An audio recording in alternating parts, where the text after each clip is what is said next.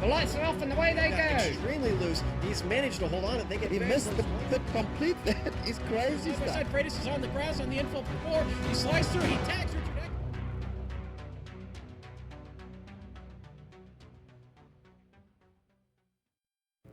Hello and welcome to the Circuit Gilles Villeneuve in Montreal, Canada for the 11th round of the Autobahn Motorcar Group Sportscar Challenge. Hi, I'm Not Joe Peak, and with me in the booth are Bill Soupzahn and Michael Smithy Smith. Bill will be covering the prototype and GTOM classes today, while Smithy will be keeping an eye on our GT3 races. Behind the scenes we have Amjad Yamin doing all of the button pushing for the 60-minute race here today, and he will be using cameras provided by Dougie Beard. Smithy, 60 minutes is not a lot of time in a sports car race, and when stuff happens as quick as it does here at the Circuit Gilles Villeneuve, we're all going to have to be on our toes today to keep up with the action at this tricky course. Ah yes, Circuit Gilles Villeneuve, one of my all-time favorites. The 2.7-mile course is an interesting blend between a street circuit and a purpose-built one, as the look of it feels like a track in place all the time, but it races like a street course. With the walls right up next to the track for most of the layout, and not a lot of runoff room to be had, this 13-turn racing circuit requires pinpoint accuracy through its multiple chicanes, as well as an excellent brake foot to not only get the most out of every lap, but the most out of every passing opportunity. Located in Montreal, Quebec, this Canadian course is actually on a man-made island on the St. Lawrence River, and it's played host to everything from Formula One to NASCAR stock cars and even endurance sports cars as well. It will once again play host to sports car variety for tonight's 60-minute contest, and to get a little bit closer look at what our Autobahn Series drivers will have to face, let's jump on board the GSRC Bimmer for tonight's lap guide.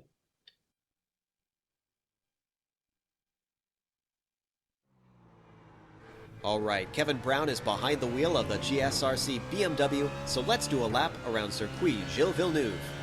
Down into turn 1, it's kind of a chicane, but it's got hairpin, so let's call it a haircane. Regardless, it's a very slow corner and a tricky passing spot despite the heavy braking. The inside puts you outside at the hairpin, and the outside runs the risk of getting chopped off when it switches. Now we head towards the 3-4 chicane. The exit wall just dares you to try getting on the power, but there's a fine line between looking brave and looking foolish. Flat out through 5, but it's blind, so keep your head up for accidents. Then we immediately brake for 6. Keep it tight to the left so you can really get on the power early through 7. If your car likes to push, you'll be at a huge disadvantage here because the wall on the outside is waiting for any understeering cars to paint it new colors. Now it's a gentle curve down to the 8-9 chicane. As always, set yourself up for the exit, but here it's really important. The run to the casino hairpin is not the place where you want someone to have an opportunity to get a nose in. Literally every other braking zone is a chicane, so everyone will be hungry for a straightforward pass. If they do get a run, your best hope is a switchback. Get your car slowed, get it to rotate, put the power down, and hope you can out-drag your rival.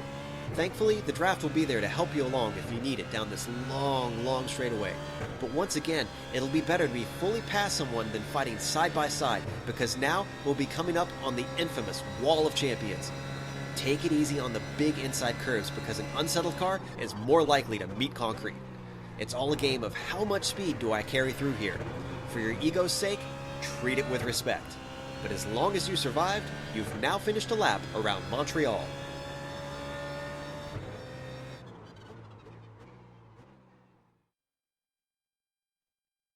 So that was a lap around the Circuit Gilles Villeneuve. Smithy says he likes it. I honestly like it. There's some drivers though who don't feel, but they're going to have to learn to like it with just 4 rounds left to go in the championship. Yep, put me in the class of the naysayers for this one. Now, Sam, this being March 14th, I'm reminded of what my dad always said, and that was a great sim racing series is like St. Patrick's Day. So with that in mind, let's take a look at the championship. For the new viewers, teams are made up of no more than 3 drivers, 1 from each of the classes. All 3 team drivers' race points being summed towards the team championship point total. There is also an I-rating cap that prevents teams from stocking up on talent and forces teams to share the wealth a bit. Now, the corned beef of the team championship is Team WFO, and there's no fat to be found there, as Matt Quinn, Troy Schuster, and Robbie Morrison are all sitting in the runner-up spots of the respected prototypes, GTLMs and GT3s. Complementing the corned beef is the less exciting cabbage that is sister team OFW, the tastiest leaf there being Paul Darling in his roof. Rounding out the meal is Talon Motorsports. The big potato there is the prototype results of Robert Tinsey. Moving to the class championships, keep in mind again that these totals take into account the 2 dropped weeks that the rules allow. Starting with the prototypes, Tinsey is the pot of gold. His win streak sits at 9 and counting. Quinn is second and has yet to find the end of the rainbow, but his consistency has him safely in second. Autobahn Motorsports West captain John Ulmer is in third and started the season with a win, but since then, much of his season has been less than magically delicious. In the GT-LM points race, Troy Schuster in second actually has more raw points than the leader, but because Jason Girard has a couple of 4-leaf clovers in his pocket in the form of dropped races, the dropped race insurance, well, Shuram Bigura, the Excelsior White driver, leads Schuster at the top by 1 point. But Girard's not here today, so that's going to shake things up a bit. Swinging a big shillelagh of late has been Kevin Binkley with 4 straight bridesmaids finishes, but with only crooked numbers for season results, the Autobahn East driver is too far away for Schuster and Girard to pay any notice. Finally, in the GT3 division, Paul, oh my darling, doesn't need to wear any green because no one is close enough to pinch him. And the Blarney that chased Jason DeVries and the main man Dexter Castor from the series made room for Robbie Morrison to move into second. Fighting over who gets to suck the Shamrock Shake straw that is the final GT3 podium spot is Autobahn's East Leaf Peterson and TMC Racing White's Ross Booth. Now, Sam, since you've been in the U.S., have you seen any leprechauns over here? I have not, Bill, but however, I think I did see one wandering around this track earlier. And so, we're going to have a 60-minute race ahead of us here. If you see a leprechaun at all during our broadcast, feel free to give it a shout-out on social media. You can reach us on social media on YouTube or on Twitter at GSR Channel or Facebook at facebook.com/Global Sim Racing Channel during a race. And we will try our best to get your questions answered on air. Or also, if you see the leprechaun, let us know, because we're trying to find him. That being said, Bill, I did visit the end of a rainbow once, and I was very disappointed. There was no pot of gold. There was a sprinkler system spraying over a path in front of me, so the rainbow was passing over the path, and I walked under it, and all I got was wet. So, I don't know. These Irish traditions haven't been very lucky for me. You got to keep the faith, buddy. Keep the faith. I will try my hardest. Well, with 90 seconds left in qualifying right now, there's some drivers who are going to need a lot of faith here today. There have been a couple of internet issues going on that has actually hurt some of these drivers in qualifying, Smithy. So the field is really going to be shaken up at the start here. Yeah, you talk about shaking up. Not only are there some people having a hard time getting into the sim itself, but we actually have some different people at the sharp end, different people who are also making a challenge, and it looks like just about everybody's actually been able to cut a time. Looks like we are still lacking a lap time from Paul Slavonic as well as Andreas Werner. So those 2 drivers have not put a time. 35 other drivers have. One, just I got to point out right now, Patrick Fleming to pole in GT3, besting Paul Darling. That is huge for him right now, and I'm really excited to get this race underway. And we will be getting this race underway momentarily here. And another thing I think we really need to mention before the race starts here, Bill, is the track temperature, 105 degrees. Oh, man, yeah, and the drivers have been saying that just keeping the car on the pavement might be the ticket to success here today, as they're really slipping all over the place. Well, the checkered flag is out on qualifying. Will Christopher Sherburn get his lap in there? I'm not quite sure if he did or not. But we will get our grid read out for you here momentarily, because we're about to advance to the race session for an hour-long race. And your pole sitter is the prototype driver Robert Tinsey, who has won every single race this season except for the season opener. Lined up alongside him will be John Ulmer, Matt Quinn, and Mark J. Ponick will be on that second row, and then Kevin Santana, one of our late qualifiers, will line up alongside Tim McKitt each there, Bill. Then we have 4 prototypes after that: Jimbo Pfeiffer and John O'Day in 7 and 8, Mark Wilson and David Tejeda in 8 and 9. Then we get down to our pole sitter for the GT Le Mans class, and that's Troy Schuster. There, next to him is Dino Topic in 12th. Smitty? We got several more GTLM drivers here with Billy Smith in the 13th spot, Dave Hill 14th, Kevin Binkley 15th, Robert Jackman 16th, Ryan Walker in 17th, and Brandon Postma coming home in 18th here in qualifying, Sam. Yeah, still see some cars on the track, but no one improving their time right now. David Stockrider there, 19th, also in GTLM, lined up alongside Sean Reese. Sheldon Voloshin will round out the GTLM qualifiers before you get back to 22nd, and the GTD pole sitter right now is Patrick Fleming ahead of Paul Darling in 23rd and Jim McInnes in 24th place there, Bill. Then 4th in class is the roof of Leif Peterson, followed by 4 BMWs. Paul Lindsay, Robbie Morrison, Ross Booth, and Sheldon Rosenbaum make up positions 26 through 29. 30th goes back to a roof, a former race winner this season of Kevin O'Keefe. Smitty? And rounding our field is Brett Trozine in 31st, David Henry in 32nd, Matt Owens 33rd, Christopher Sherburne, we saw him there late trying to get his lap in there. He's 34th, Robert Sklenka 35th, and then rounding out the field, Andreas Werner as well as Paul Slavon, a couple prototype drivers with no time. Hopefully they'll be able to start the race. Well, they're not in the session right now, and nor is a third prototype driver, Tim McLeish, which is unfortunate if he isn't able to get back in the session because he is one of 3 drivers battling for the AM lead in the prototype class.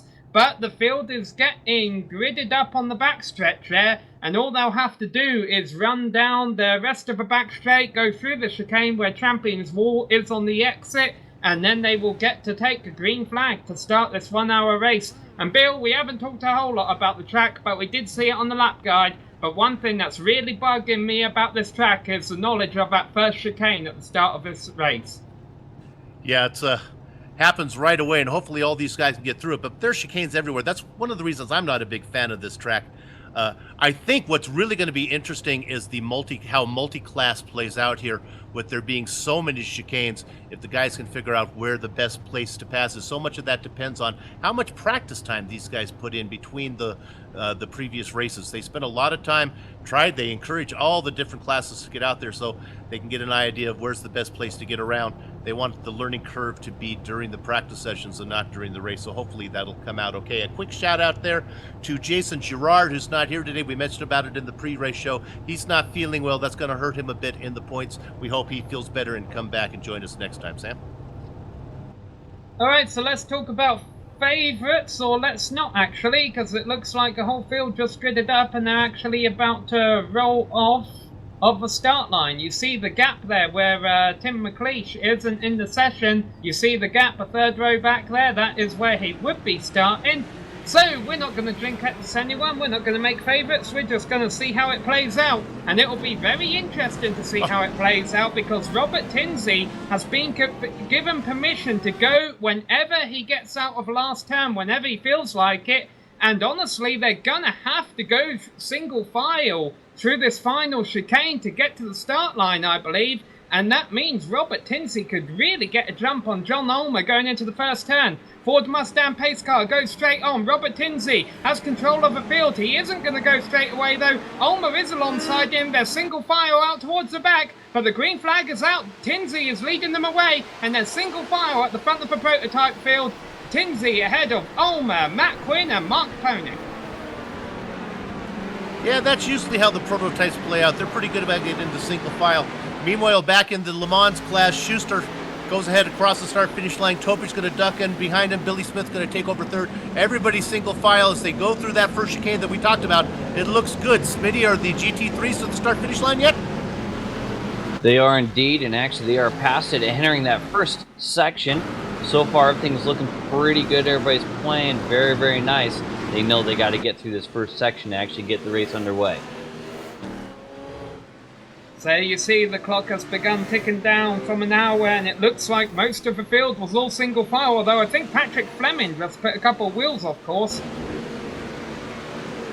Already trying to get the most out of it here. You know, he's got a really good group of drivers. First time he's been at the sharp end all year. Let's hope he can keep it calm, keep it steady, and stay out front. That's the problem with putting a couple of wheels off course here, Bill, isn't it? It's not the highest speed track there in the world, and I think you can get away with grazing the wall from time to time. But that being said, the walls are very close, and if you do get it really badly wrong, you could be in for a ride. Yeah, it really feels like a street course, and that's kind of what it is here. Reminds me a lot of Long Beach in that respect, where there's not a lot of room for error. Meanwhile, up in front, Tinsey beginning to pull away a little bit from Ulmer. We have like a 3-car breakaway there with Tinsey, Ulmer, and then the third place is Quinn. I mean, Tinsey has just got to have a good finish today, I would think, Bill, unless he really throws away a victory or not even a... Oh, Ryan Walker apparently is having trouble. He's dropping back through the order. Yeah, indeed, we did have, it was one driver in Champion's Corner. I don't think he made contact with the wall. I think it was just a spin. That's his yellow Corvette parked on the exit of a turn there. We're going to get a replay of what happened. Little bit of contact on the left rear there. And of course, even though this course is mostly chicanes, if that damaged his rear spoiler, that could pose difficulty to him late on down this long back straight. Here we get the helicopter view, and he just loses it on the entry. Yeah, actually, it looks like the damage isn't too bad. Hopefully, he can get things rolling and limp it back to that first stop, or the only stop, hopefully, of the day, and get that damage fixed. So, well, he has a bit of bad luck at the beginning. Drivers who have had even worse luck. We were talking about drivers not gridding up. It was just the 3 prototypes of Paul Slavonic, Andreas Werner, and Tim McLeish, who couldn't make the field. Every other driver took the green flag and is still on the lead lap. Oh, we had a close battle. Billy Smith had a great exit through the chicane pull away, but he was being closely challenged for third place in the class there by Kevin Binkley. Binkley has had a notorious slow start for races this season. He's on second his last 4 races, but has really had to get there a lot of times through attrition. We'll see what he can do now. Billy Smith again trying to get back into the kind of success that he experienced this last season when he was in the Caddy.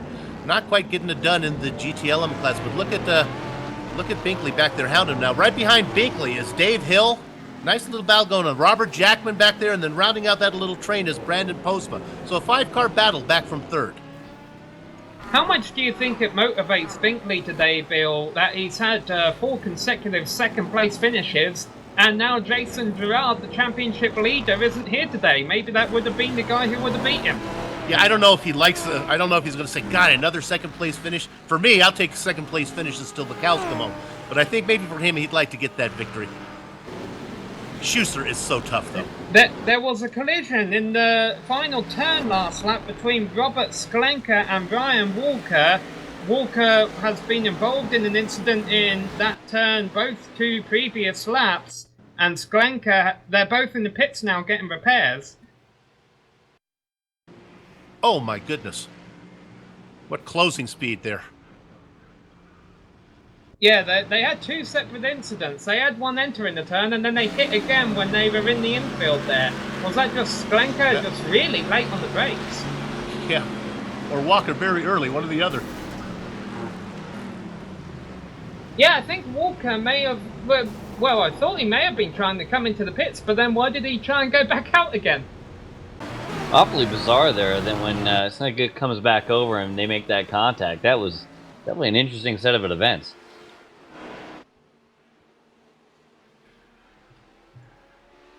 Tinsey now opening up with a little gap on Ulmer. Ulmer's goal is just to keep it on track, at least till the pit stop. Oh my goodness. Now I talk about Ulmer. We'll find out why he's not there.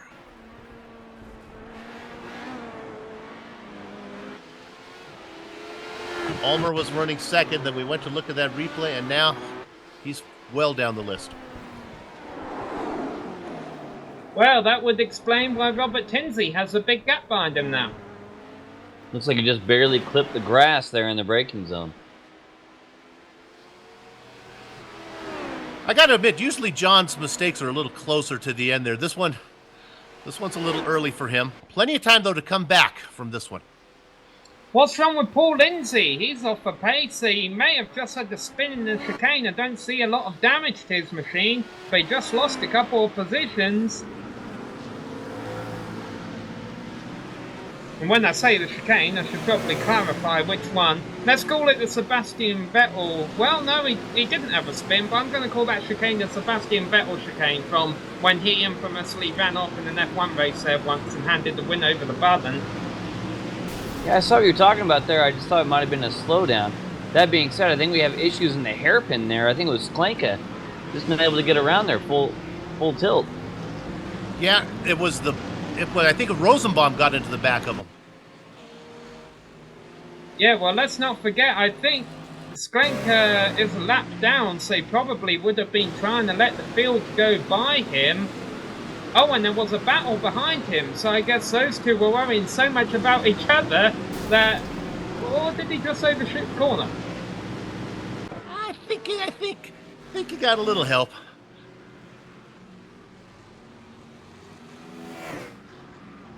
There's some races you want to forget.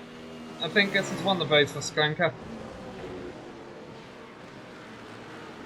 Smitty, Patrick Fleming still able to stay out in front of Paul Darling. How about that? Oh, man, I got to tell you, tugging in the heartstrings right now. I'm loving the fact he's staying out front. I'm just not going to talk about him a whole heck of a lot if we can. Just keep doing what you're doing there, buddy. I'll tell you what, though, as far as our GT3 guys go, things are going to get a little bit more interesting as we're going to have our prototype leader starting to come through. He's just starting to pick up on him now.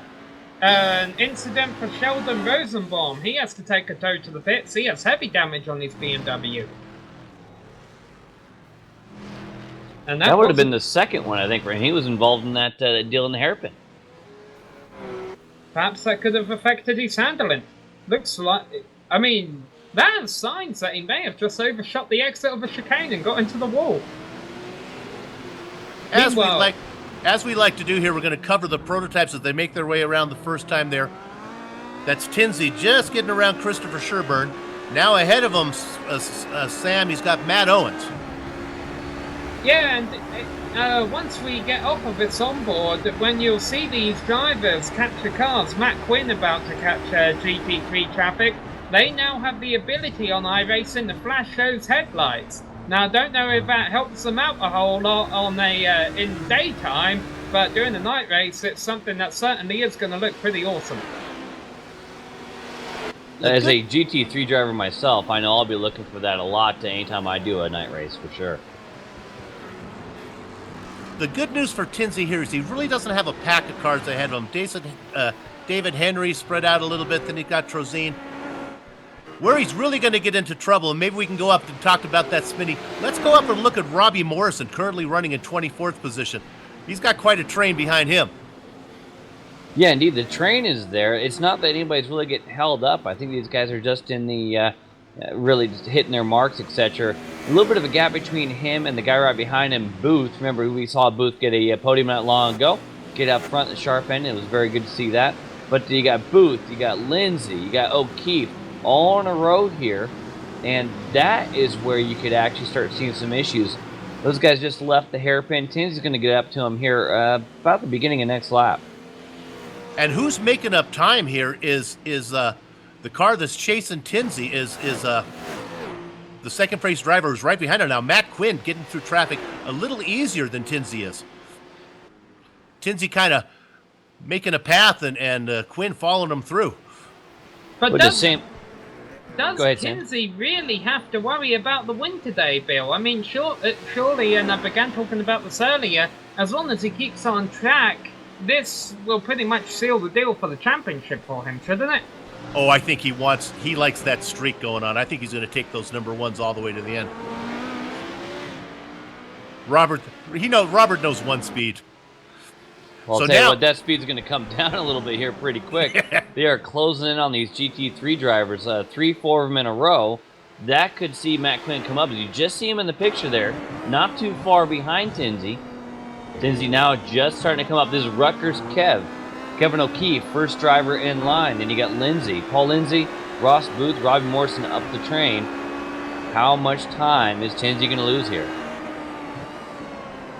The biggest field today is the GT3 field, and there's 8 cars left right now for Tinsey to get through, and there he goes by one of them. Kevin O'Keefe caught him in a good place. Can he go down the inside to Paul Lindsay here into the hairpin? Lindsay knows he's there, shouldn't turn in, so that's 2 disposed of. But now these 2 are side by side ahead of Matt Quinn.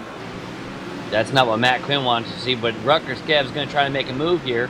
Got a pretty good corner exit there. That was Lindsay not getting the exit he wanted. Look at Quinn. Balked a little bit 3 wide. That won't be the last time we see that today. Oh, Tinsey almost lost it on the entry of a chicane. He done really good to break out ahead of Matt Quinn. Quinn had definitely struggled more with traffic there, but I think Tinsey just threw away a lot of that lead that he would have had by almost losing his car in that final chicane. Oh, Quinn's right behind him now. Yeah, he's in there. Hold that's the Morrison right in front of him there. Let's see if Quinn can get around him before that chicane. It's going to be close. Gets it done. Well, Quinn's got to take opportunity now because he's been gifted about a second, I think, on Tinsey from Tinsey making that mistake and then getting held up by a car. They're coming up on the GT3, the roof of Leif Peterson. And guys, sorry to cut in here. I just want to make a note. We don't have to go to it, but we do have a lead change in GT3. It was Fleming just barely glitting a little bit too much curb there for turn 1. Goes a little bit wide to the next hairpin. Darling able to get around. It almost looked like Fleming kind of let him go a little bit. And Darlin has really made a big lead over Fleming in just that little time. And in fact, we're about to see Fleming get lapped by Tinsey here. And it's on the back straight, which is where you want to pass all this traffic, as long as it doesn't force a 3 wide scenario. Yeah, as you say, Darling now pretty good late in action. Another mistake. Fleming not able to get through that chicane there. That's tough. Here comes a battle. This is going to be probably a slowdown. Indeed, McInnes now up to second. So bad to worse for Fleming, our pole sitter. Did he get any kind of damage in the first incident, Smithy, that could have hurt him later on? Negative. No, he just got a little bit too much curb, or maybe cut a little bit too much, ran wide. No contact with anything. Just needs to settle the nerves and get back to work. We're going to run down here. There's really not a battle in GT1. We're going to take you through the field kind of quickly here. Troy Schuster, running 10th overall, has about a 4-second lead if we drop back to Dino Topic. Now it's about a 1.5 seconds back to Billy Smith running in 3rd. Again, not really anybody close enough to do any fighting. Go back a little bit. We talked about him early. Kevin Binkley running 4th in class. He's got about 3 seconds ahead of Dave Hill, 5th overall. We'll go back a little bit. There is a battle here near the end. Back to Robert Jackman behind them as he goes through the chicane right now. Then there's Brandon Postma, 16th overall, running about 7th in class, I guess. Now, if we go back a little bit more, David Sockrider. But here's the battle I want to talk about that's been going on. Sean Reese in a nice little battle here with Sheldon Woloshin. These guys are near the back of the class, but still being pretty aggressive for both of those guys.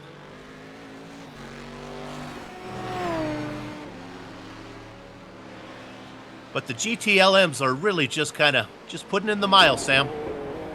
Yeah, I've been keeping my eye on the prototypes still because they have been... we saw the leaders carving through the GT3 traffic. Well, now the mid-packers are having to carve through them. And John Ulmer has been able to pick off a couple of positions by doing that. There's a bit of a battle going on not too far ahead of him with Jimbo Pfeiffer right ahead of Kevin Santana. Oh, and Robert Tinsey really held up by that battle we were just talking about with Woloshin. Robert Tinsey now in the middle. Since we were on him before and Quinn got up behind him, Tinsey was able to stretch it out again.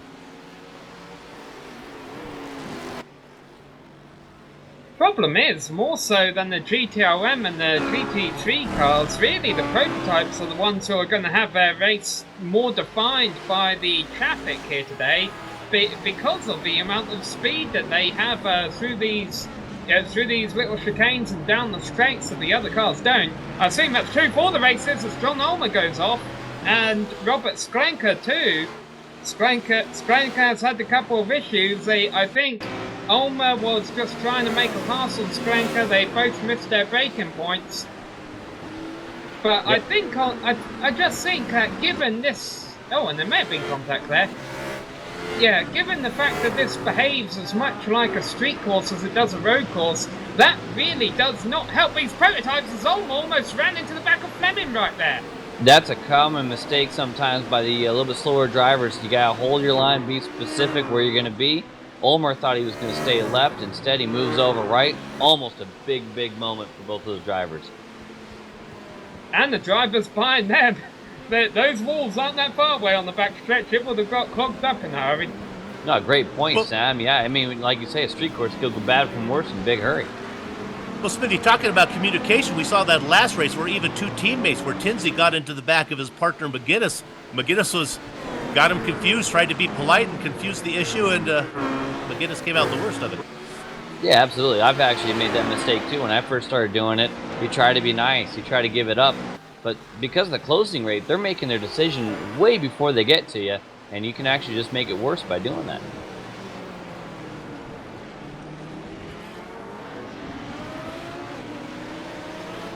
How much do you think we're going to see strategy play into this when they approach the halfway point of this race? I mean, it's still about 10 minutes away from pit stops, but I can't imagine there's a whole lot of strategy that be played when it's a one-stopper, mid of a race. We're going to see the prototype and the GTLM cars taking tyres, the GT3 cars won't. I guess it's going to come down to how much traffic are you in, pit to get out of traffic. I agree with you 100%. I think it'll also depend on how your race is going. You know, if you've got a pretty good lead on the guys that you're trying to beat, you can be a little bit more conservative. If you're trying to make hay when the sun shines, you can't get held up in traffic. So, as you say, I think traffic could be the big deciding factor for any kind of strategy call. One of the strategies that we've seen guys use is actually start with the same amount of fuel. In theory, they have to take the same amount of fuel, but a lot of times we'll see guys just sit back in the tow for the first 45 minutes, and in theory, they can take a shorter pit stop because they burn less. But again, I'm not seeing really anybody following anybody around here. Don't think it's possible. I mean, you can get a tow down the back stretch, but do you really want to wait 9/10 of a lap to get to the back stretch and be benefited by someone who's slower than you?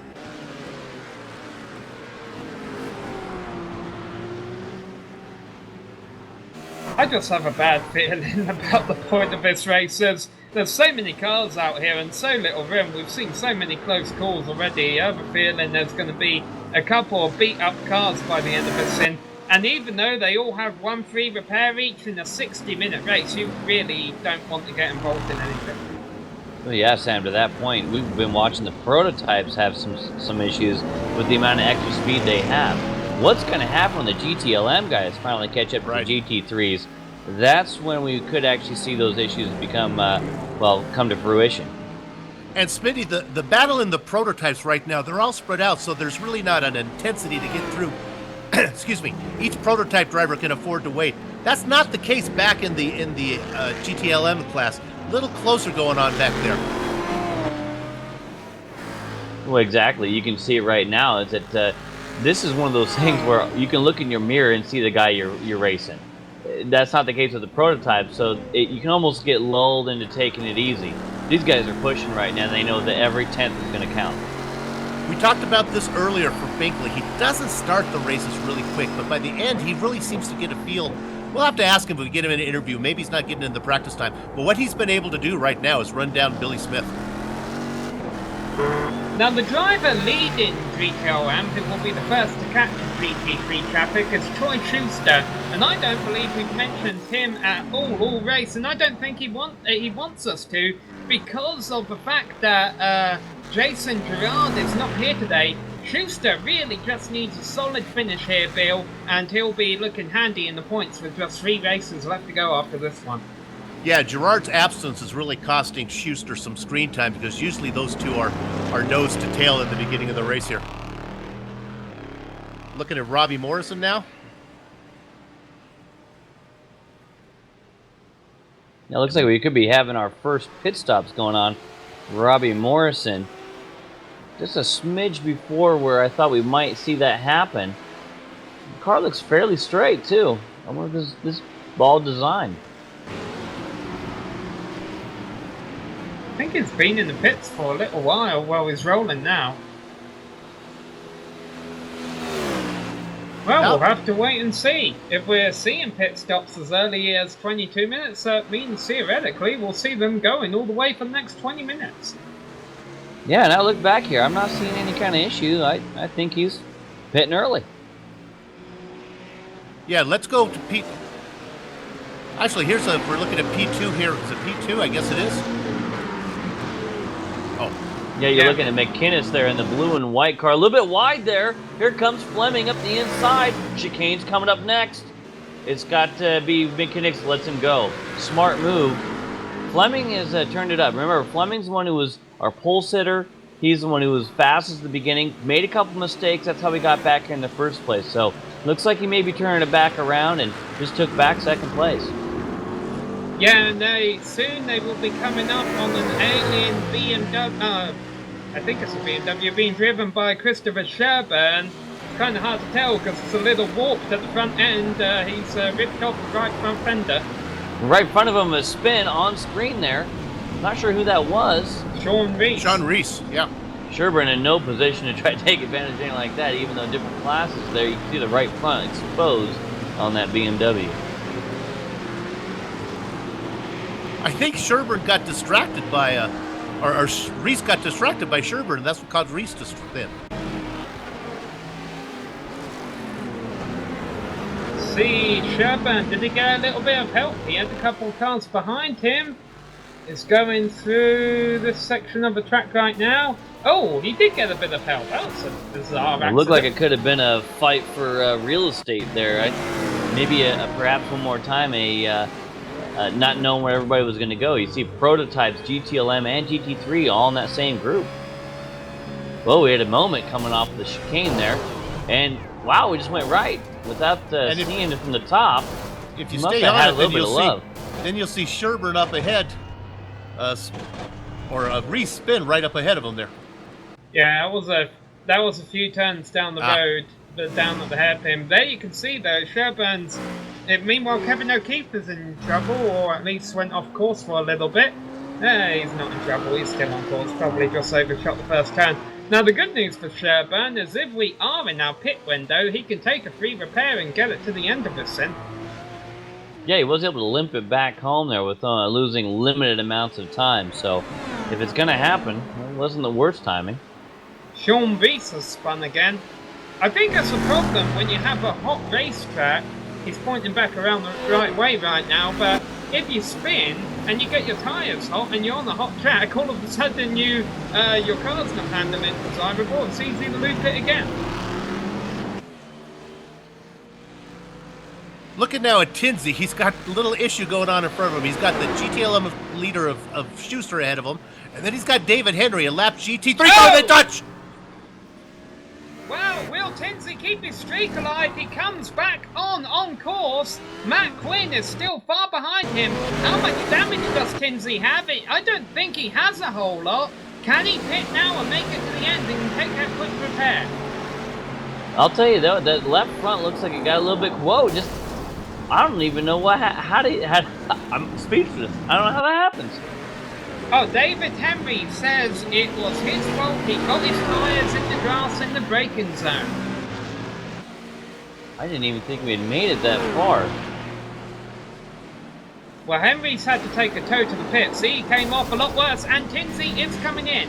But I don't think this is a desperation call. I think this is a call of, hey, I've got damage to my car. Let's pit and get the damage repaired, get fuel to go to the end of this race. I can still win this thing. You know, to Henry's, defense there. It looks like he might have been balked, or at least had to check up a little bit more for that GTLM driver that was in the braking zone in front of him, and he just misjudged where he was on track a little bit. So unfortunate for everybody involved there, but it looks like, again, the timing could pay off.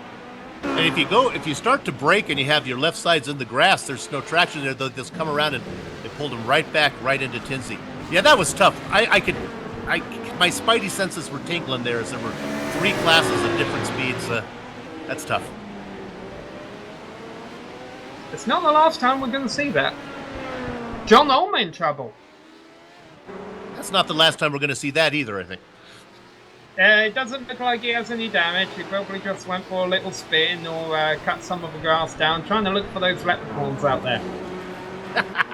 So, Matt Quinn is your new prototype leader.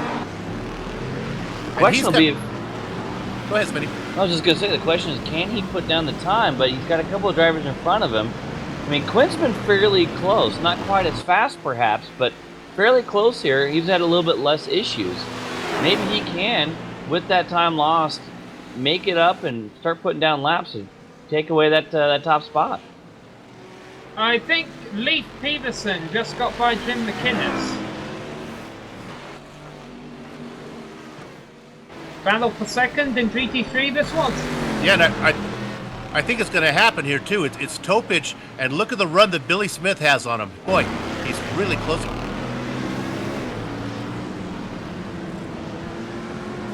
And right behind him is that blue prototype of Mark Ponick.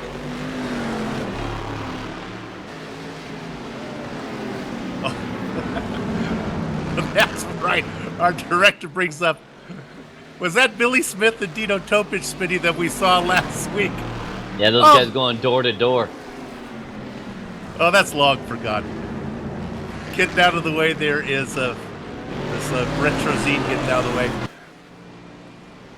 Yeah, we saw a bit of argy-bargy between Dino Topic and Billy Smith last week, and Dino, I think, was actually given a bit of a warning before this race, but in theory, in a 60-minute Sportscar race, you shouldn't get involved in any kind of incident anyways. And what's even more funny, I think it would have happened again, but one of them ran out of gas at the end, or we would have had like round 3. Smith ran out of fuel before they can come at each other one more time. This is a pretty good race up here. Topich and Smith, and now getting into the hunt is Kevin Binkley back there. Yeah, give a shout out to Ponick as well, running in second in class right now, although granted he'll probably fall back once pit stop cycles through. At least he should third position to Tinsey. Now, boys, Matt Quinn has a 31-second lead. We don't need to go to it, but he has a 31-second lead on Tinsey. Hey, speaking of Tinsey, too, it just happened not too long ago. Ironically enough, David Henry and Tinsey almost have it coming together once again. Tinsey trying to get his way through, Henry shutting the door, not thinking he was there. Tinsey not terribly stoked about it. John Olmers came into the pits. He's had a rough first half of this race. He'll be hoping for a better second half as he comes into his pit stall. Neatly parks it in there for his crew to work on.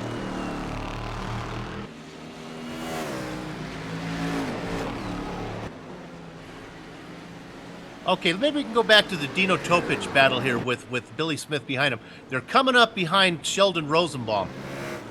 Smith is really, really, really pestering Topich. Sean Reese comes into the pits to change the tyres that have done about 2 donuts around this track.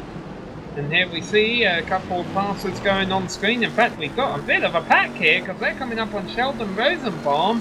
They should be able to get by him without anything happening. But yeah, Smith is going to have the slipstream of Topich here. Here he goes. Topich was a little bit defensive in that hairpin. Wonder if Smith was able to get a little bit better run as they go into the chicane. On the outside, no, in the pits. And outbrakes himself as Smith. Outbrakes himself for that chicane.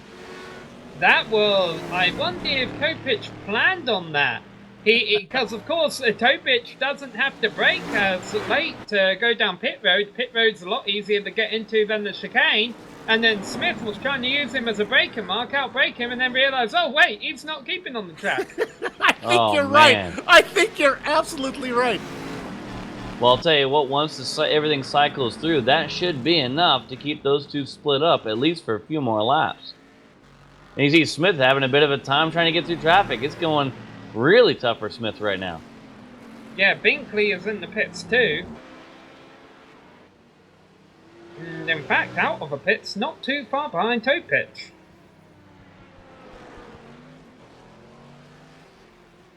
Topich and Billy Smith. We should like this have a match race for them. Just put those two guys out on the track. Almost sounds like a good name of a sitcom show. Smith and Topich. Yeah, tune in next week for more racing adventures between Smith and Toe Pitch here. And in fact, this series will be back in 2 weeks' time. They'll be racing for 90 minutes around Sebring International Raceway. I don't know which one, but I bet you between Topich and Smith, one of them's a Trump supporter, one of them's a Hillary supporter. That's just Okay, my just guess. want to get eyeballs on the pit stops. As you can see it on screen right now, Matt Quinn, he was our leader in prototypes. I'd like to see where he comes out. He's come in. Ponick, now your new leader, but we're looking for Tinsey. That's going to be the one we're looking for in prototypes. Also, a lot of GT3 drivers have come in right now as well. You can see Tinsey going by, so it looks like he's going to be able to maintain that. The issues he had is not going to cost him the overall versus those two drivers. Not only, as we saw Rosenbaum spinning there, not only has he kept his lead ahead of Quinn, I think he's extended it by quite a bit. Yeah, Tinsey's amazing. He was able to spin it in the wall, nose it into the wall, back it up, come around, pit, get a clean car, and still get out in front of Quinn. Sean Reese in trouble, I'm being told. That's not the first time. He's pointing the wrong way in the grass, trying to do a 3-point turn without going back out on the racetrack. That is a precarious spot to be, as you see all the drivers going through the chicane. I mean, the drivers are going to want to see a tow out of that, but he's got to be looking at the relative, just hoping for a clean spot. Pulling out the wrong time is going to be disastrous. Johnny O'Day coming through the turn. He gets off ahead of him. That worked out pretty good for everybody involved. But hey, if we can go to GT3 right now, I'd like to look at Patrick Fleming. He's in the pits. He's our leader. He was actually chasing down Paul Darling. He was making things happen. Now, Darling pit, McInnes pit, Peterson pit. They all pit. So this is going to be the fight for potential lead. Fleming was not very far behind when he came in. Yeah, Darling just about to approach the final chicane right now. And right behind him, Brandon Postman dives into the pits. Here he comes, down the front straight. Fleming needs to get rolling, but he's not going to get it done. Darling goes by him. This is definitely a bit of a stop here. And it's going to be interesting here comes McGuinness. Hey, good battle for prototype shaping up on the front stretch with Jimbo Pfeiffer. John Ulmer right behind him. Let's not forget, Ulmer is trying to make up from an earlier mistake. And I think Pfeiffer is going to let him have it. And a bit in front of him there, Ponick with a spin. Ponick spins in that first set. He was our leader at the time in prototypes. No, he's been scored as the leader at the line, but I think he just came into the pit, so he's actually in third right now. But that is problematic because this Kevin Santana, John Ulmer, and Jimbo Pfeiffer are now not too far behind him. Third through sixth, covered by about, 5 seconds or so. Yeah, to your point, Sam, he had just come out of the pits. Just comes out of the pits, goes to rejoin on the surface, and that car just rotates, and he spins right in front of, I believe it was Robbie Morrison. Can you spell cold tires? Absolutely, and actually it was Brett Trozine that he ended up spinning in front of. So, close call for those drivers there. Just time loss for Ponick. But the drivers behind him might be about to lose more time. Look at this traffic they've got to navigate by Nick Peterson. David Henry is loose. David Henry not having a great middle portion of the race. He was coming up behind Dino Topich, and God, had to scare Topich there. And guys, I'm just throwing it out there for the GT3s. You can see some big action from Ulmer there, side by side through that chicane. Not what you want to be doing for sure. I was talking about Patrick Fleming would have a shot at possibly taking the top spot. Well, not when you have a 16-second longer stop. Oh, almost spins. It's going to make it tough. Ulmer gets hit by Peterson. Lee Peterson. And Ulmer right in back front on of the track Rosenbaum. Ahead of Rosenbaum, yeah. He was trying to solve a problem and kind of created another one. Can't. You really can't do that, John. Oh, man. Pulled right in front of Peterson and right in front of Rosenbaum. That's a double whammy. Well, Peterson was inevitable. He had spun over there and Peterson got into him. But yeah, he was trying to get out of the middle of the track and in doing so almost ran into Rosenbaum. Fortunately, those two didn't make contact. It's so hard to sit there. You know you're right in the racing line, but you're better off just being a stationary target than moving. No, you're right, Smithy, actually, there. He did roll into Peterson, didn't he? We didn't really see it from the first camera, but from the helicopter it showed it.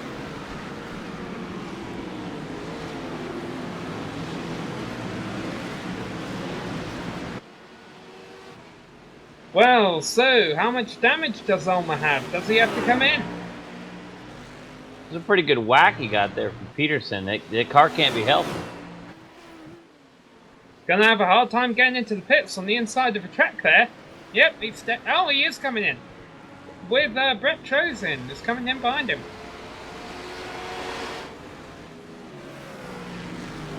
Not so good news for Leif Peterson, who actually had to take a tow to get to the pits. Now, if I recall though, Ulmer just had to spin earlier. He should be able to just take a free repair and get this one fixed. He should just stop and go, unless he did use his free repair on the first stop.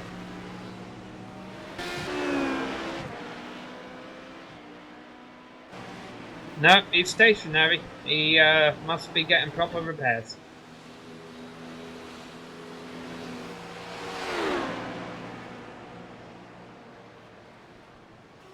Kevin O'Keefe in trouble? No, I think he just had a bit of an off course, but there was a battle going on screen right there. Yeah, here we're looking at this battle. I wanted to touch off here. There's Binkley as they're going around the car there of Patrick Fleming. Binkley is chasing Billy Smith. Now that's a battle for third. Remember, that's the order they went into the pits. The guy that was right in that same battle was Dino Topic. Before the pit stop, we saw Dino do that slick move that kind of fooled Billy there to miss his braking point. Well, Topic is up ahead by about 4 or 5 seconds up there.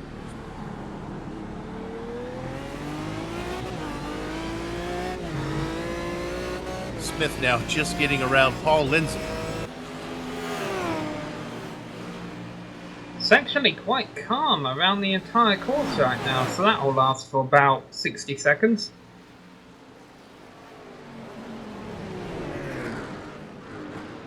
Now actually they're all in line. They can see each other. Topic, there's no traffic between Topic.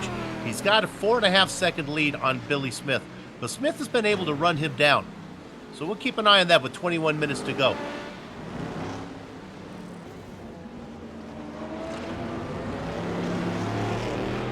Tell you what, Schuster's been dominating GTLM. I mean, he's been leading the whole race, but he's not exactly far in front of Dino Topic and Billy Smith. If he did make a mistake or something, they're not too far behind him. Yeah, he dodged a bullet there when he was in that mix that got Tinsey in trouble there with Henry. Oh, big crash for Robert Skranker coming into the second chicane, and I think that'll do the race for him.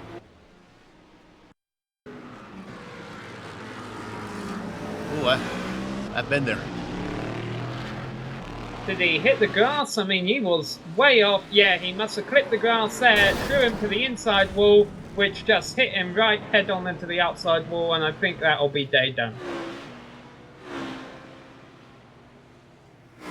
Yeah, guys, right now, if we can go to it, GT3s, things starting to heat up a little bit here for the fight for P3. On screen right now, you can see Paul Lindsay has it. Patrick Fleming wants it. I'm still not sure why that pit stop was as long as it was for Fleming that put him out of the running. But right now, he's looking for a podium spot. Still will be a great day for Fleming. Well, there's one thing we haven't talked about today, and that's fuel mileage. There's usually one or two cars out there that run out of gas at the end. Yeah, good point. I mean, almost every single race we've seen somebody trying to cut things a little bit too close in all the different classes. Everybody is running it a little bit dry at the end. Be curious to see if anybody is trying to play that card this race. Yeah, with a 4-hour practice session and a 1-hour qualifying session ahead of this, everyone has plenty of time to see how far they can go on fuel. I'll tell you what, before the pit stops, it was actually Fleming who was reeling in the current leader, Darling. He was faster than him by a decent amount, so I'm still thinking that Fleming might be the fastest driver on course. He's just not quite as smooth as some of his competitors right now. So you got a prototype coming up. We'll see if this has any effect on him.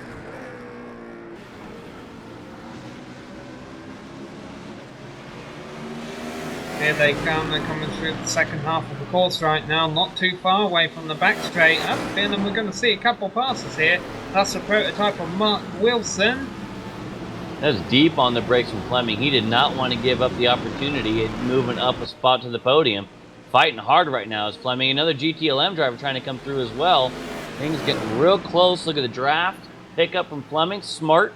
Going to try to move on over and see if he can't pick up that spot. Yeah, closes right back in on Paul Lindsay. They have the final chicane here. Fleming a lot late on the brakes. Can he make the turn without losing too much time? He can, but he's not close enough for a move into the first corner. But he is still in striking range if they're this close next time around. This is the best we've seen Fleming all season. He's looking real good. Bit of a moment there from Lindsay. Possible contact. Fleming trying to find his way by up to the inside. Is he going to have enough? He's there. Going to have a shot at here in the chicane. Lindsay's not going to roll over and die. Well, maybe he will. Now falls back in line. Will he try to get him back in the second chicane? Yeah, I'll tell you, Bill, I understand as John Ullman now has to back off. John Ullman is running 8th place in prototypes right behind this battle going on track.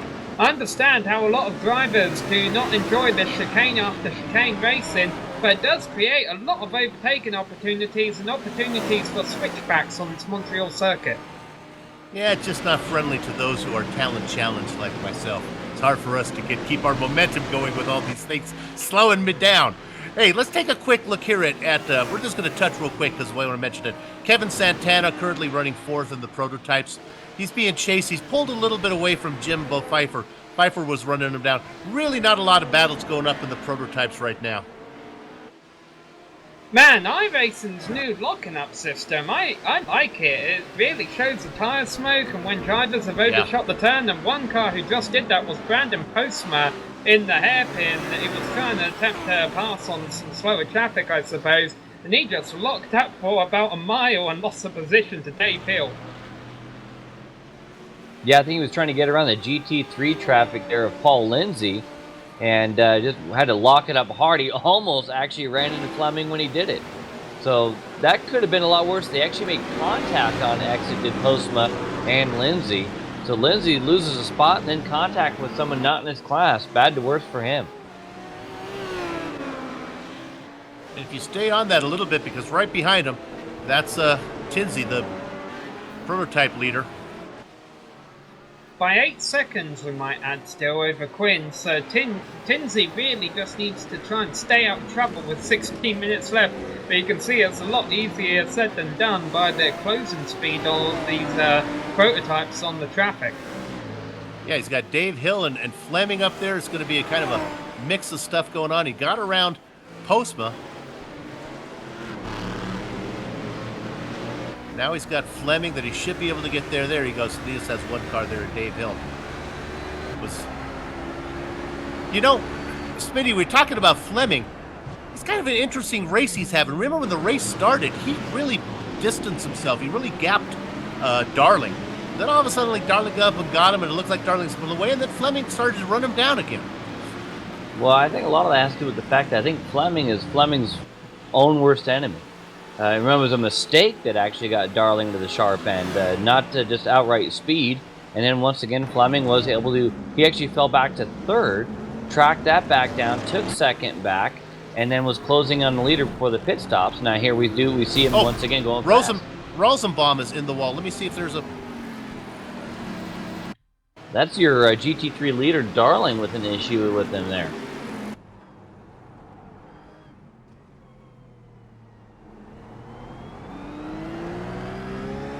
Yeah, that was also Dino Topic was in there too.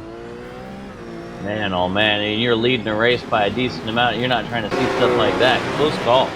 Unfortunate for Rosenbaum. Topic just got around him, and Darling just got around him.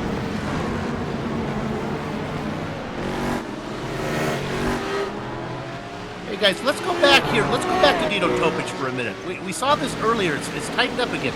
Look at this battle. Topic, Billy Smith, and now back there somewhere should be Binkley. Smith is pulled away from Binkley. I think it shaped up a little bit, Bill, by the fact that Topic ran off in the final chicane last lap around.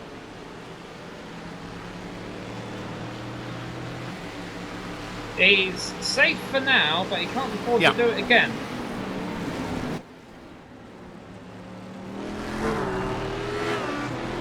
Kevin O'Keefe, more trouble. Not the first time we've seen that today. I think he's got damage this time.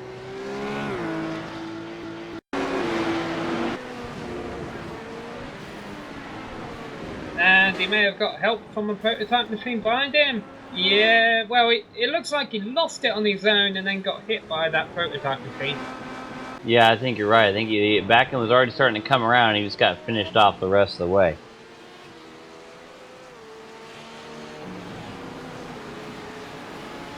Now, was that Kevin Santana who got into him? Because that's a red and white prototype machine out there running in 4th place. I don't see any damage to it really, though.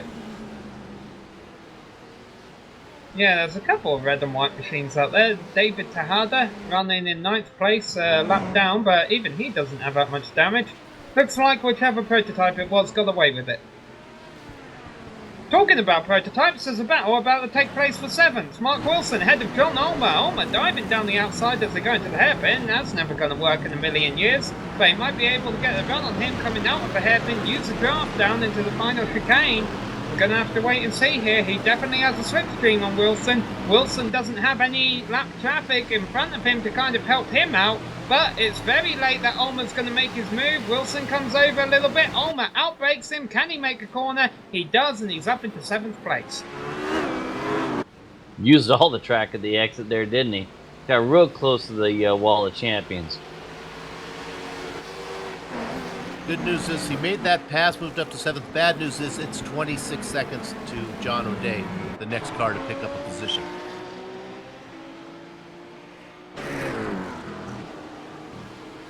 Well, there's always a fuel mileage game. Guys, I'll tell you, somebody who's not playing the fuel mileage game, we talked about it earlier before we kicked over to that last deal, is Patrick Fleming. Right now, fastest GT3 driver on the track. He is over a second a lap faster than Jim McInnes, reeling him in hand over fist. Topic and Smith are getting into it. Side by side, there they are again. I think they just made contact, actually. I saw a little bit of scuff marks on the side of that car. That is our prototype leader right behind him as well. He's going to want to play this nice. Stay back, Tinsy. Yeah. You got an 8-second lead. Don't get involved in this. It's not going to happen here. Watch the hairpin, though. Will Tinsy make his move?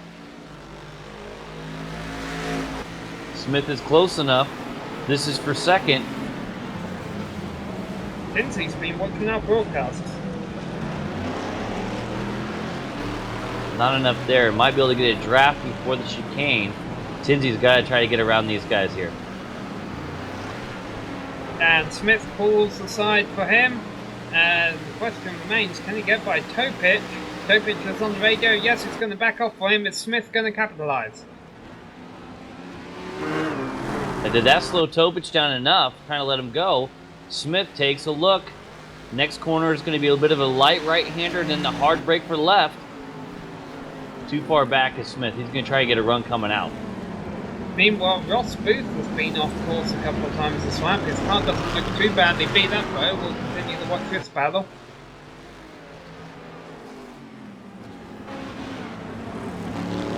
The one thing that I say is different about this battle this time is before it was Topic making the pass on Smith. This is vice versa.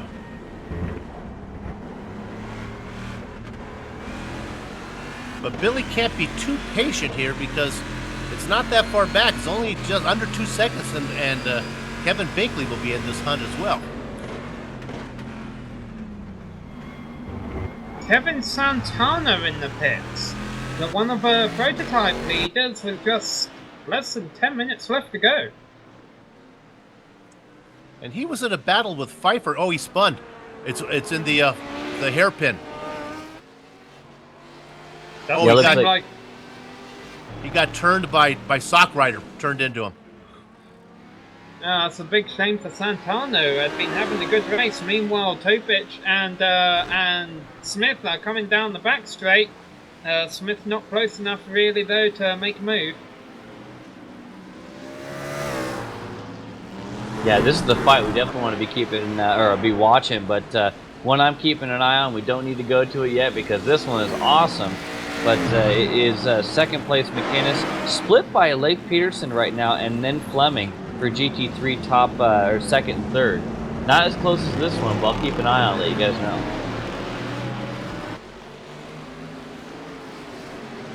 He's got 8 minutes, Smitty. I think Fleming's got a shot to get there.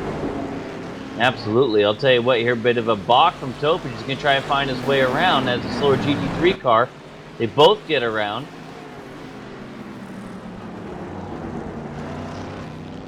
And now that's Matt Quinn's second position in the prototypes. We saw Tinsey get around these guys. Let's see what Quinn can do. Meanwhile, a shout out to John Ulmer will have just taken a position from Kevin Santana's stop. There you go. I told him he wasn't going to pick up a position because those 26 seconds up to O'Day. Hey, you get one that way, John, so good job.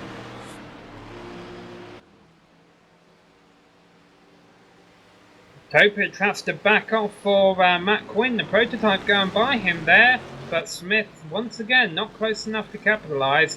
Now Robert Tinsey is about to come across the start-finish line, considering he's running laps of about 1 minute 30, so we've got about 5 laps left of this in at this rate. Yeah, and guys, just in a quick update, we don't need to go to it, but Fleming has now gotten around Peterson. There is nobody between him and his target of McInnes as they come out of the hairpin. Oh, I think we should go there. He's there now. I think he has a much better chance of getting McInnes than Smith has at Tosh's because Fleming is flying. Yeah, he is absolutely just came out of the hairpin there with a good head of steam. He's been flying, man. The guy has just been on today. It's really too bad we're not seeing him fight for the win.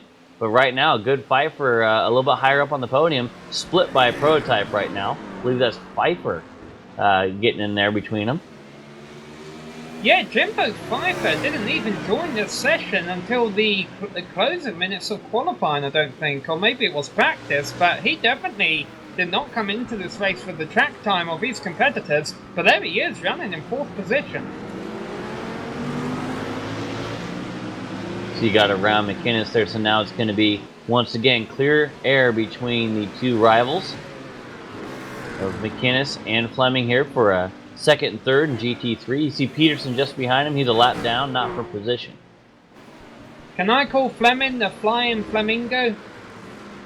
No. I don't know that having Flamingo in your nickname is ever a good thing. Yeah, but it's flying. You get his face in there. Well, anyway, we're still watching this battle. Just 5 minutes left to go now. I'll tell you what, like we said before, Fleming has never looked this good all season. He's been really, really good. It's not just raw speed, but also his ability under the braking has just been so much better than we've seen before. There's other drivers in this series we've seen under the brake. Look at him close up. Big time gain from Fleming. Let's see if he can do anything down the back straight here. Possible wheel spin as he came off. A little bit of a sideways there.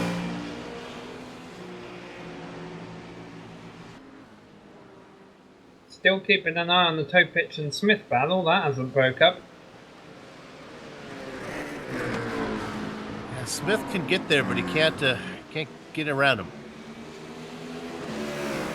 Looks like McInnes is a little bit better coming off that final chicane. They head towards turn 1 here. Not close enough to make anything happen. I'm thinking maybe the 4th chicane could be the next shot for Fleming here. Saw a bit of a flash of the brake lights there. The gap not quite right for Fleming. Playing the chess match right now.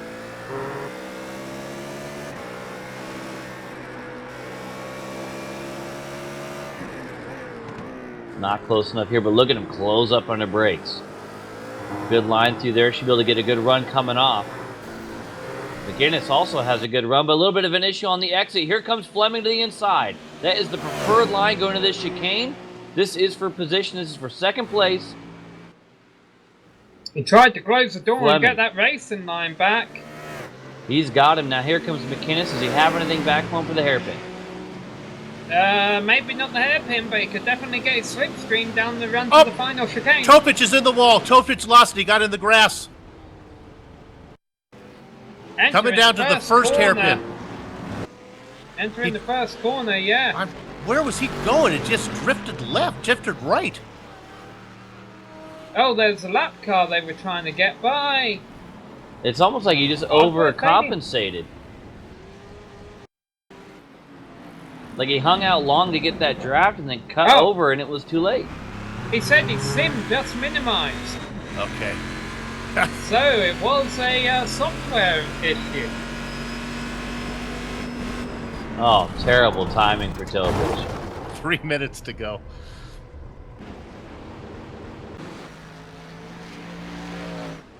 Ooh, David Sockrider just at the moment in the final chicane there, right in front of John Ulmer. Ulmer, by the way, up to 6th place now with trouble for a couple other prototype competitors. Not too far behind him. Oh, and he just spun it again. He might still be able to get back on in 6th though. Where's the 7th? Oh, here's Kevin Santana coming through the turn right now. He's far ahead of him. But not too far behind them is Robert Tinsey, who just crossed the line. And I think we've got 2 laps left to go.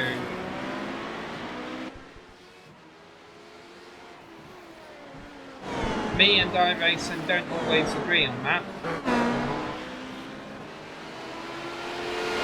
And then follow up on the leader in GTLM. Schuster has about, what did I just look at there? About 15-second lead to Billy Smith, so he can bring that home. Honestly, boys, no real battles on the track for position. I can see now.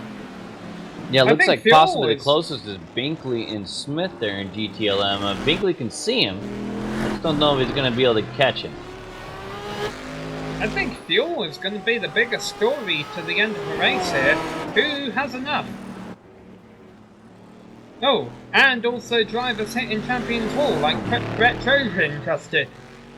Not too much damage, but proves that can still happen. Oh, Jim McInnes is far off the pace. He must have got into it too.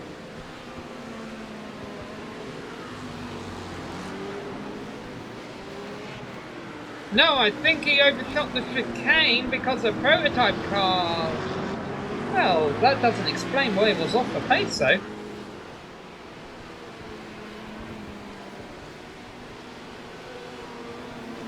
I've almost lost track of what number Tinsey is up to. I think I said 9 in the pre-race, so it's 10 in a row, I think, Robert. If I got that wrong, I think you can understand. Yeah, this is 10 in a row. This is round 11. He's only lost the first round. Mind you, let's not go giving it to him yet. We know there's a lot of traffic out there. Yeah, only about 4-ish seconds back is Quinn. Although he's got a bit of traffic he's trying to knife through right now.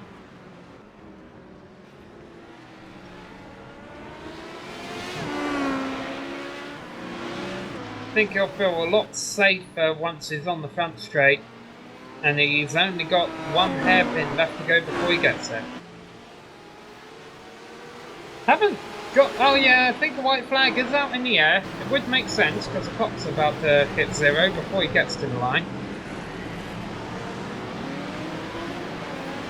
And I'll tell you what, it's been a flawless... Well, he was involved in an incident, but other than that, it's been an absolutely flawless drive by Tinsey.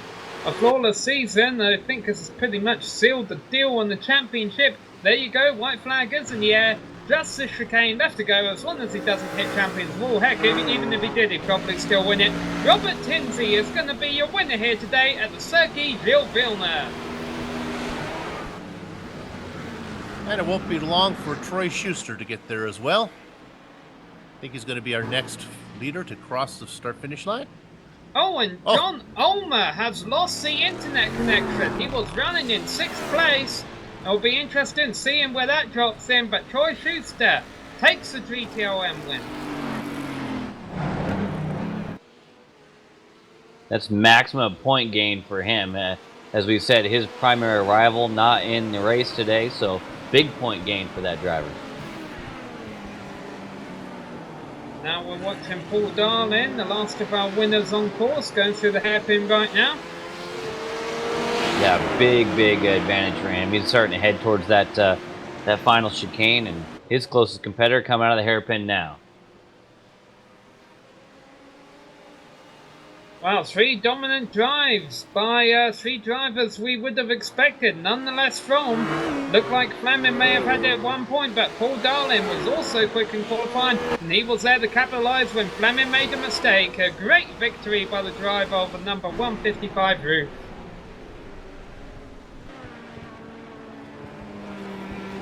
Tell you what, it looks like everyone's going to make it on fuel. Well, has Quinn... Oh, I'm sorry. I was looking there at Matt Quinn now going across. I think he's going to come across, finish second. No, he's already finished. Is he the done? race. Yeah, okay. Yeah, he was right behind our race winner there, Robert Yeah, by a Tinsey, few when the seconds, checker right. flew. Yep. So I think we're good. I think we have everybody crossed now. Well, after a couple of chaotic races, I would say we've had, I think these drivers were happy to have a calm race today, and looking very good in the points for Robert Tinsey and Prototype and Troy Schuster in GTLM. Losing the connection dropped John Ulmer back from 6th to 9th position at the end. We'll give you a full race rundown here momentarily on the GSRC after a quick break, and we will have interviews with all 3 class winners.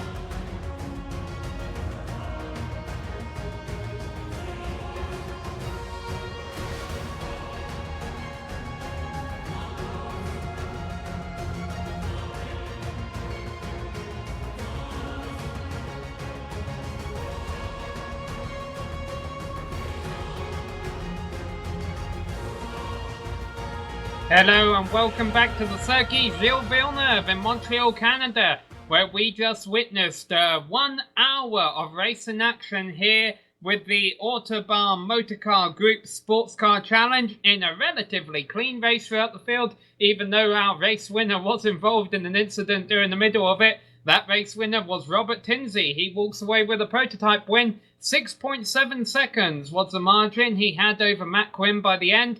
Mark Ponick was in third place, and Jimbo Pfeiffer and John O'Day rounded out the cars on the lead lap in the top 5.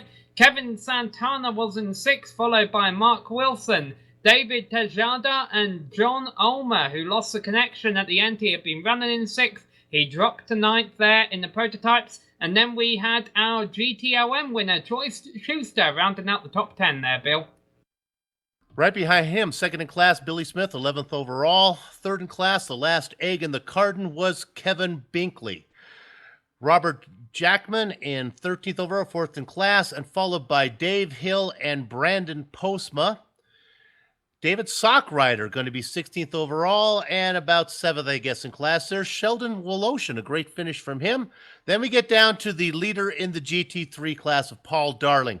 Right behind him in the BMW, Darling, of course, in the roof BMW, was a great race, Smitty by Patrick Fleming, and Sean Reese rounding out the top 20.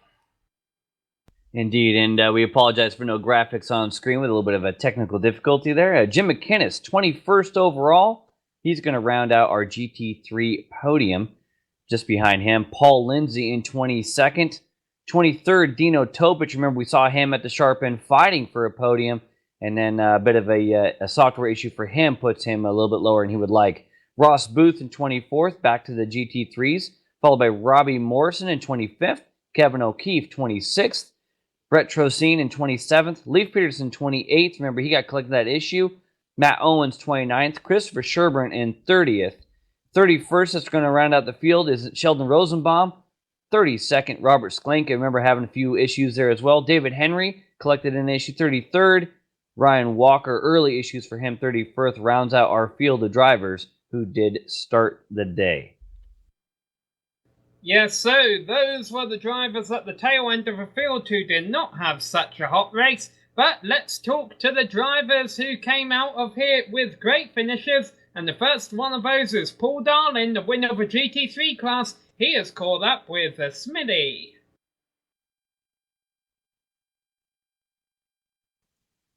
Paul, nice job on the win. We've seen you in here a couple of times, talk to you. This one wasn't a cut and dry deal. Did you think you really had something for it there the entire time? And tell us about how you got the lead in the first place. Well, based on the practice times when I came in, Patrick Fleming had definitely put some good time in. He had a really good pace. I was surprised not to see him on pole in GT3, and then I realized he was doing the LCQ. Then, of course, he shot to the pole, as I expected, but he looks like he got a cut course, which gave me the lead, and after the pit stops, it seems like he said he had 2 more cut courses, so that pretty much gifted me the win there, because he would have caught me otherwise. Yeah, he was definitely putting down the lap times. Looking back at the championship here with a couple of the primary rivals that you had in the championship no longer running, you got to assume that the championship is kind of in your favor, at least here with the last couple of races to go, and obviously a couple of drops in the championship. Are you going for race wins right now, or is it really still thinking about the points? I'm always going for race wins. I mean, you always got to try your hardest when you're out there, and winning is what makes it fun, really. Indeed. Well, another one in the books here. What are your thoughts going forward with the championship? You like the tracks that are on the next of the thing? I think you got Sebring coming up next. Did you get any runs of the 12-hour this weekend? No, unfortunately I didn't. So that's going to be new track. Hopefully I can get us another set down, and we'll see. Well, nice job on the win, man. Again, we've seen you a lot up front, and good luck at Sebring. Thank you very much, guys. So that was our third place finisher, our first place finisher in the GT3 class, Paul Darling. We are now going to go over to our winner in the GTLM class, and that is Troy Schuster. Troy, you pretty much led the entire race today, so first of all, congratulations for doing that and for coming away with the victory. What was the biggest threat out there? What were you most worried about taking the win away from you? Myself, to be honest. That was a blast of a race. It was traffic was hectic as all get out, and it was surprisingly fun. I was really worried about this race. I thought it was going to be a nightmare, and it turned out it was a blast. We heard a lot of drivers complaining about the track temperature ahead of a race, how it was making the track very slick. Did you find your car difficult to control at times? Oh, absolutely. It was super slippery out there today. Still a lot of fun, but you just had to be really patient with the pedals and really be easy on your inputs and kind of know where the car's going, because if you gave it a little too much here and there, it was going to get away from you and you're into the wall at this place. So, yeah, it was definitely slippery. Now, obviously, this is a boon for you in the championship because Jason Girard was not here today due to an illness, if I heard correctly. So that's putting you in really good position, championship leader heading into Sebring.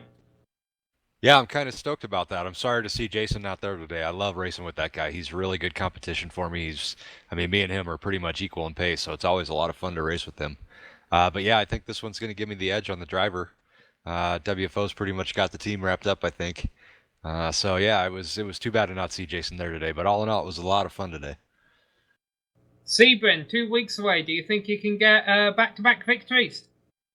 I'm sure hoping so. I like Sebring a lot. It's a tricky track with all the bumps, and it's much more forgiving with traffic and such. So we'll see. Hopefully Jason will be back for that one. He'll give me a good run for my money. But yeah, it should be a lot of fun at that venue.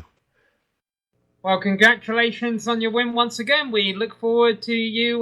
We look forward to seeing you in Sebring in a couple of weeks, and don't party too hard. Thanks a lot, guys. Appreciate it. So that was the winner of GTLM, Troy Schuster, and now we are going to go over to the winner of the prototype class and winner overall. Bill, you have called up with Robert Tinsley. Robert, we've talked about it. Congratulations on your win, first off. We've talked about it in the forums. There really is no such thing as a nice wire-to-wire cruise in multi-class racing. You had problems last week with your teammate. You dodged a bullet there. You had another incident today you were able to handle. Yeah, thank you. I definitely dodged one this time. It happened on the best possible lap, I think, because one lap later, and I wouldn't have had enough fuel to end the race on one pit stop. You've got to be good and lucky both. Hey, I do some research here when they do these things. I was going ahead and researching iRacing, and I had trouble finding what do you race in what's your plans for the upcoming season? Do you race in regular series or in the prototypes? What do you do? Yeah, I've always raced in the prototype. I was doing IMSA before they removed the prototype challenge. Essentially, what happened is I had a baby, so I only get to do this race every 2 weeks, and that's it. I don't get to do any official races anymore, so my wife gives me this one night just to do this race, so I tend to take it a little seriously. Yeah, God bless her. And that's the iRacing really needs to support the people who run these series because it keeps them in the money. It gives you a reason to stay part of the service. Yeah, it sure does. Okay, one last thing. I'm telling you that 8th place that you had in the beginning is really bugging my OCD, where it's 8 and then you had first place all the way through. So I'm going to ask you a favor. To balance things out, when we get to the last race of the season, do me a favor. Could you give me another 8th place so it matches up? Is that okay? Oh, yeah, of course. Actually, it was 5th place, but that's okay. 5th, okay.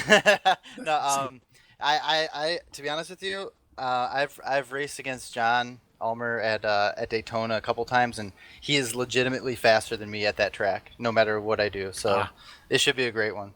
Good, I like that. One sandwiched in between any numbers. I can't live with this, a series of ones running it out. Hey, congratulations, and good luck as we go through the season. Great, thanks a lot, guys. Robert Tinsley, your winner in prototypes, and let's give a shout out to his wife for allowing him to be with us here every other Monday night. Sam? Yeah, we had one other driver who got a lot of camera time today, and he was involved in an incident towards the end of a race. Smithy has caught up with him. Indeed, I have. Dino, we saw you running at the sharp end there. Looked like you had a good shot at podium number 3 for the year, and it all kind of went south. What happened? Can we not talk about it? It was great. I really enjoyed that race from Billy. The whole race was actually enjoyable. The traffic was nice. The temperatures really made it a challenge. I had to deal with broken steering a little bit because I think I tapped the GT3 car in the hairpin. But yeah, that 4 minutes to go, the right of the brake is over turn 1 to sim minimize. So I slammed the brake and hope for the best. That's a rough deal right there. It looked like we had, we did have round 2 between you and Billy Smith. You guys are putting on a great show. You guys went door to door at Watkins Glen, and good fighting again this time. You've had a few races now with Billy, and it seems like you guys are able to race with each other pretty hard, right on the edge. And how do you feel about racing that close in the sim when you have things like netcode and stuff like that that could happen? Does that ever come across your head, or you just get after it every time? Well, if you race with the same people, quite often you know already if that you can do it. But like in the official series where you're just gonna race with random people, I wouldn't push it because I don't know what kind of connection they have and whatnot. So I just kind of take it cautiously and do it slow moves at a time. You got Sebring, Road Atlanta, and the season finishes at Daytona. How do you feel about those next 3 tracks, bud? All 3 favorites. We just did 12 hours of Sebring. That was a lot of fun. I really enjoyed that track. Road Atlanta definitely on the top there. Unlike last season where I didn't do so well. I'm hoping to do much better on the next 3 tracks. Definitely top tracks for me. Awesome. Well, hey, thanks for talking to us. Sorry it didn't go the way it should have, but been one of the strong guys all season. We're looking forward to see how you do in Sebring. Tech issues happen. Thanks for covering. I'll catch you guys later.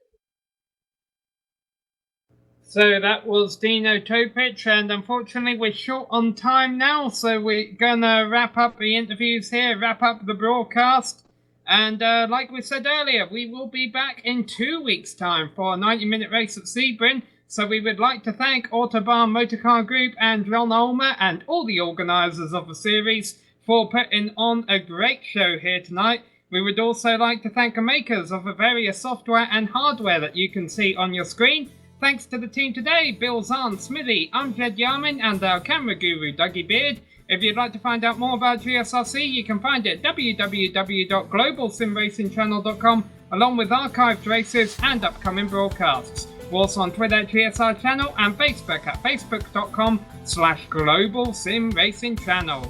We would like to send also a special thank you to Eric at Coleman and Casey Lalonde, who provide us with our music. You can buy Eric's on iTunes and Spotify, and Casey's at caseylalonde.bandcamp.com. All of our upcoming races for our other series are on screen, so be sure to check those out and mark them down on your calendar, and don't miss another second of exciting racing action. I am not Troy Peak, but until next time, race clean, race hard, and we'll see you on the track.